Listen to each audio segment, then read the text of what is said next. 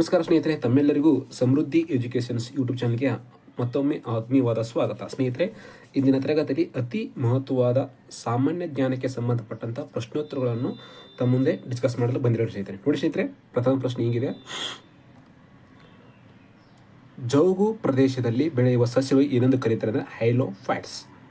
ಮಧ್ವಾಚಾರ್ಯರು ಜನಿಸಿದ ಸ್ಥಳ ಯಾವುದು? ಉಡುಪಿ ಬಳಿ ಇರುವ ಪಾಂಜಕ. ಉಜ್ಜಯಿನಿ ಯಾವ ನದಿಯ ದಡದ ಮೇಲಿದೆ? ಉಜ್ಜಯಿನಿ ಅನ್ನೋದು ಇದು ಸಿಪ್ರಾ, ಮಧ್ಯಪ್ರದೇಶ್. ನೆಕ್ಸ್ಟ್, ಮೈಸೂರು ಸಂಸ್ಥಾನದ ಮೊದಲ ದೇವಾನರು ಯಾರಾಗಿದ್ದರು? ಪೂರ್ಣಯ್ಯ. ಗೌತಮ ಬುದ್ಧ ಯಾವ ಗಣರಾಜ್ಯಕ್ಕೆ ಸೇರಿದವನು? ಶಾಂಕ್ಯ.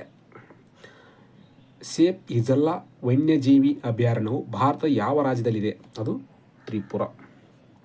ಕೆಳಗಿನವುಗಳಲ್ಲಿ ಯಾವುದು ಭಾರತೀಯ ರಾಜಕಾರಣಿ ಲಾಲ್ ಕೃಷ್ಣ ಅಡ್ವಾಣಿ ಅವರ ಆತ್ಮಚರಿತ್ರವಾಗಿದೆ? ಮೈ ಕಂಟ್ರಿ ಮೈ ಲೈಫ್ ಅನ್ನೋದವರು ಆತ್ಮಚರಿತ್ರೆ ಆಗಿದೆ. ಅವರಿಗೆ ಇತ್ತೀಚೆಗೆ ಅವರಿಗೆ ಭಾರತ ರತ್ನ ಪ್ರಶಸ್ತಿಯನ್ನು ಕೊಟ್ಟಿದ್ದಾರೆ, ಅದು ಇಂಪಾರ್ಟೆಂಟ್ ಆಗ್ತದೆ. ಯಾವ ಸಮಿತಿಯ ಪೌಷ್ಟಿಕಾಂಶದ ಅವಶ್ಯಕತೆಗಳ ಆಧಾರದ ಮೇಲೆ ಬಡತನವನ್ನು ಅಂದಾಜಿಸುತ್ತಿದೆ? ಅಲಿಗ್ ಸಮಿತಿ. ಇತ್ತೀಚೆಗೆ ಪ್ರಕಟಗೊಂಡ ಹುರನ್ ಇಂಡಿಯಾ ಶ್ರೀಮಂತರ ಪಟ್ಟಿಯಲ್ಲಿ ಮೊದಲ ಸ್ಥಾನ ಪಡೆದವರು ಯಾರು? ಗೌತಮ್ ಅದಾನಿ. ಇತ್ತೀಚೆಗೆ ರಾಷ್ಟ್ರೀಯ ಭದ್ರತಾ ಪಡೆಯ ನೂತನ ಮುಖ್ಯಸ್ಥರಾಗಿ ಯಾರು ನೇಮಕಗೊಂಡರು? ಬಿ ಶ್ರೀನಿವಾಸ್. ಇತ್ತೀಚೆಗೆ SBIನ ಅಧ್ಯಕ್ಷರಾಗಿ ಯಾರು ನೇಮಕೊಂಡಿದ್ದಾರೆ? ಚೆಲ್ಲಾ ಶ್ರೀನಿವಾಸುಲು ಶೆಟ್ಟಿ. ಇತ್ತೀಚೆಗೆ ಯಾವ ದೇಶದಲ್ಲಿ ಟಿಕ್ ಟಾಕ್ ಮೇಲಿನ ನಿಷೇಧವನ್ನು ತೆಗೆದುಹಾಕಿದೆ? ಅದು ನೇಪಾಳ. ನಮ್ಮ ದೇಶದಲ್ಲಿ ನಿಷೇಧ ಮಾಡಿದ್ದಾರೆ.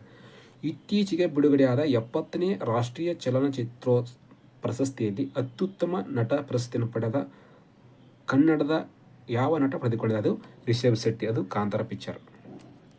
ಕರ್ನಾಟಕ ಉಕ್ಕಿನ ಮನುಷ್ಯ ಎಂದು ಯಾರನ್ನು ಕರೆಯುವ ಅಂದರೆ ಅಳಿಕೇರಿ ಉದ್ಯಪ್ಪ. ಕಲ್ಲು ಕರಗುವ ಸಮಯ ಇದು ಯಾರ ಕೃತಿ ಅಂದರೆ P ಲಂಕೇಶ್. ಕನ್ನಡದ ವ್ಯಾಕರಣವನ್ನು ಮೊದಲು ಪ್ರಕಟಿಸಿದರು ವಿಲಿಯಂ ಕೇರಿ. ಕನ್ನಡದ ಮೊದಲ ಮಾಸಪತ್ರಿಕೆ ಕನ್ನಡ ಜ್ಞಾನಬೋಧಕ. ಕನ್ನಡದ ಮೊದಲ ಕಾದಂಬರಿಗಾರ್ತಿ Tirumalamba. Long walk to freedom ಇದು ಯಾರ ಆತ್ಮಚರಿತ್ರೆ? Nelson Mandela. ಅಟಾರ್ನಿ ಜನರಲ್ ಬಗ್ಗೆ ತಿಳಿಸುವ ವಿಧಿ ಎಷ್ಟಪ್ಪ ಅಂದರೆ 76ನೇ ವಿಧಿ. ವಿಟಮಿನ್ ಎ ರಾಸಾಯನಿಕ ಹೆಸರೇನು? ರೆಟ್ನಾಲ್. ರಾಜ್ಯಸಭೆಗೆ ಆಯ್ಕೆಯಾದ ಮೊದಲ ಚಿತ್ರನಟಿ ನರ್ಗಿಸ್ ದತ್. ಭಾರತದಲ್ಲಿ ಅತಿ ಹೆಚ್ಚು ಕರಾವಳಿ ತೀರ ಹೊಂದಿರುವ ರಾಜ್ಯ? Gujarat. Atmanirbhar Bharat centre for designing ಯಾವ ನಗರದಲ್ಲಿದೆ ಅಂತ ಕೇಳಿದ್ದಾರೆ? ಅದು ನವದೆಹಲಿ. ಸುದ್ದಿಯಲ್ಲಿ ಕಂಡುಬರುವ ರತ್ನ ಭಂಡಾರ್ ನಿಧಿ ಕೊಠಡಿ ಯಾವ ಪ್ರಸಿದ್ಧ ದೇವಾಲಯವಿದೆ? ಪುರಿ ಜಗನ್ನಾಥ್ ದೇವಾಲಯ. ಬಿಹಾರದ ನಂತರ ಜಾತಿ ಸಮೀಕ್ಷೆ ನಡೆಸಿದ 2ನೇ ರಾಜ್ಯ ಯಾವುದು? ರಾಜಸ್ಥಾನ್. ನಮ್ಮ ರಾಜ್ಯದಲ್ಲಿ ನಡೆಸಬೇಕಂತ ಹೇಳಿದ್ದು ಇದು ಚರ್ಚೆ ನಡೆದಿದೆ. ಪೋಕ್ಸೋ ಕಾಯ್ದೆ 2012ರ ಅಡಿಯಲ್ಲಿ ಒಪ್ಪಿಗೆಯ ವಯಸ್ಸು ಎಷ್ಟು? 18 ವರ್ಷ.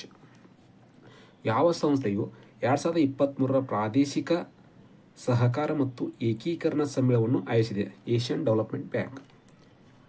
ಓಕೆ, ಥ್ಯಾಂಕ್ ಯು ಸ್ನೇಹಿತರೆ. ಇಲ್ಲಿಗೆ ಅತಿ ಮಹತ್ವವಾದ ಸಾಮಾನ್ಯ ಜ್ಞಾನಕ್ಕೆ ಸಂಬಂಧಪಟ್ಟಂಥ ಪ್ರಶ್ನೆ ಮತ್ತು ಉತ್ತರವನ್ನು ಚರ್ಚಿಸಲಿದ್ದೇನೆ. ತಮ್ಮೆಲ್ಲರಿಗೂ ಇದು ಉಪಯುಕ್ತವಾಗಿದ್ದರೆ ದಯವಿಟ್ಟು ನಮ್ಮ ಯೂಟ್ಯೂಬ್ ಚಾನಲ್ಗೆ ಸಬ್ಸ್ಕ್ರೈಬ್ ಮಾಡಿ. ತಮ್ಮೆಲ್ಲರಿಗೂ ಒಳ್ಳೆಯದಾಗಲಿ. All the best. ನಮಸ್ಕಾರ ಸ್ನೇಹಿತರೆ.